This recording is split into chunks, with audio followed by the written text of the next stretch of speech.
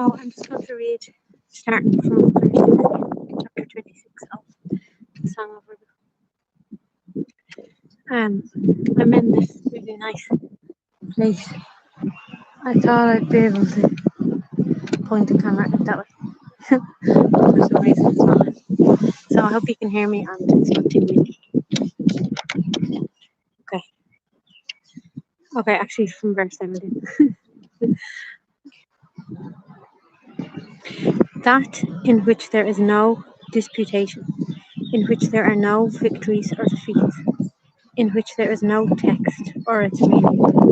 in which there are no words with which to give expression, in which there is no differentiation of individual and the supreme, and in which there are no conditionings. Ever abide in bliss without a trace of a concept in that itself as that in which there is no listening or connected practices, in which there is no exalted samadhi, in which there is no differentiation between objects of the same particular group, in which there is no differentiation between objects belonging to different groups,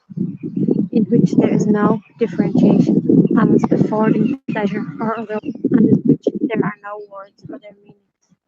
ever abides in bliss without a trace of a concept in that itself as that itself.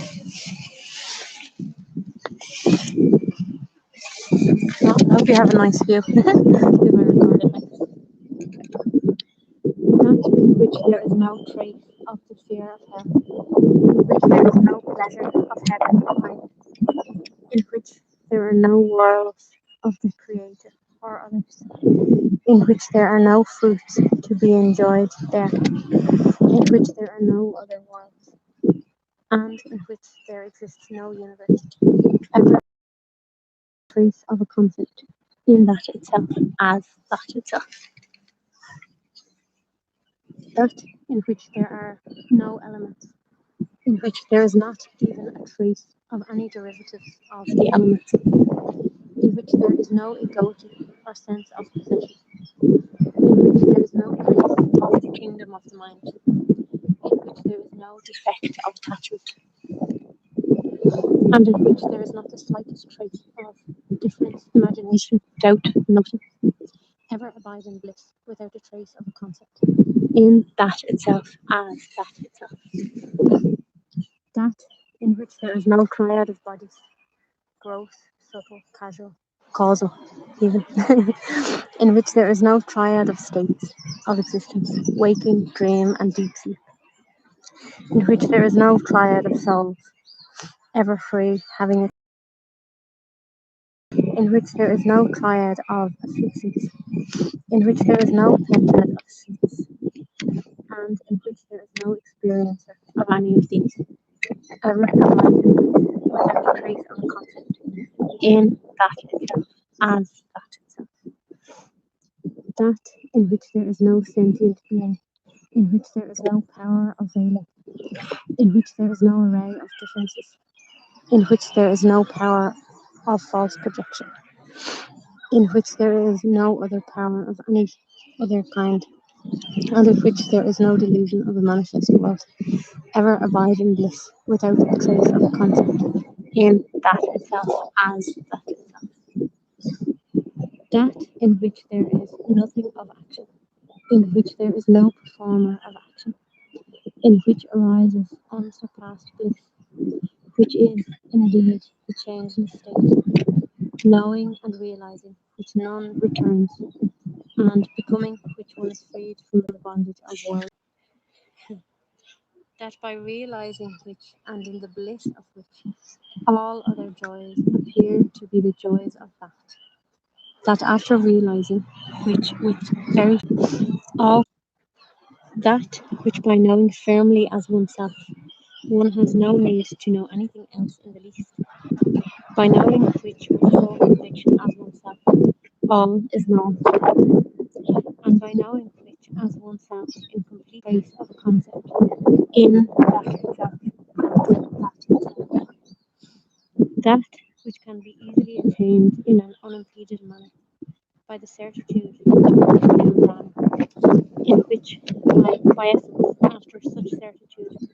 one completely full, ineffable bliss will mend in which one will be joined with unsurpassed, incomparable contentment, ever abide in bliss, without a trace of a concept, in that itself, as that itself. That by merger of the mind, in which all sorrows will cease to exist in the least, by merger of the mind, in which neither you nor I nor anything else will exist, and by merger of the mind, in which all these differences will disappear, ever abide in bliss, without a trace of a concept, in that itself, as that itself. That which is indeed of the nature of undifferentiated existence, which is indeed of the nature of undifferentiated consciousness, which is indeed of the nature of undifferentiated life, which is indeed of the nature of non-duality, which is indeed not different from the self, and which indeed is Dharma, in the firm certitude that I am that, abide in the bliss of ever being that itself. That which indeed is I and you, which indeed is everyone else, which indeed is the substratum of all, which indeed is one without a trace of anything else, which indeed is utmost purity, and which indeed is the undivided, complete, perfect fullness, by the conviction that I am that, be in the bliss of ever being that itself. That in which there are no varying modes, in which there is not the least thing different, in which all equality is extinguished, in which all desires or imaginings get destroyed, in which mind and such perish, and in which all delusion is destroyed, by the firm conviction that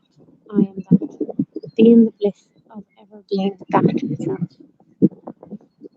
That in which the body and others cannot be discerned, in which there is no perception of manifestation whatsoever, in which thought itself is destroyed, in which merges the individuality, in which all imaginings get dissolved, and in which certitude disappears, by the deep conviction that I am that, be in the bliss of ever being that itself.